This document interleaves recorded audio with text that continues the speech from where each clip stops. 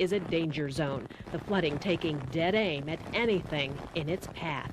I've lived in San Antonio on and off since 1980, and this is the worst. I think I've seen it flood before, but this is probably the worst. I only have one thing to say, and this city needs to work on its drainage problem. In San Antonio today, already at least 2 dead, and the death toll, like the floodwaters, is rising.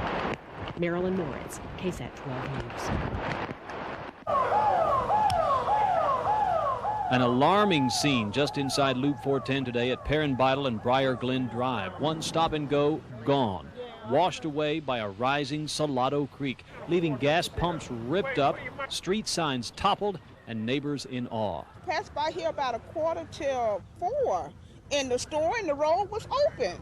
And now look, I can't believe it's stopping to go. It's gone. Most of it, at least, leaving lots of tempting loot in the parking lot. Some passers-by just couldn't resist. I don't care. The current so strong here at high tide, it washed some cars from the convenience store parking lot down into the creek. And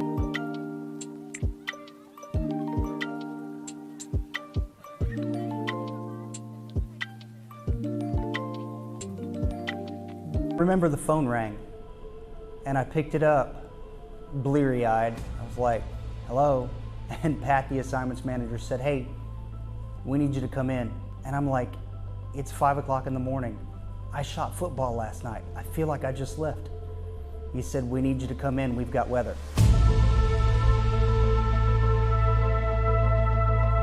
And that was the beginning. I remember driving from my apartment to the medical center thinking, okay, it's raining. What we didn't know is that the rain wasn't gonna stop for like 24 hours plus. I remember being on the east side, Holmgreen Street, F Street, water was rising. Myself for a little while, and then eventually I was told to come back to the office and get with a reporter, and that's when Marilyn and I made our way up I-35, or we tried to make our way up I-35. There were places that it was up to the headlights of pickup trucks. Eventually, we got up to Cibolo Creek. There was a little house right there by the bridge, the county line, that I remember there was a propane tank that was it was floating. And I remember thinking to myself, this is crazy.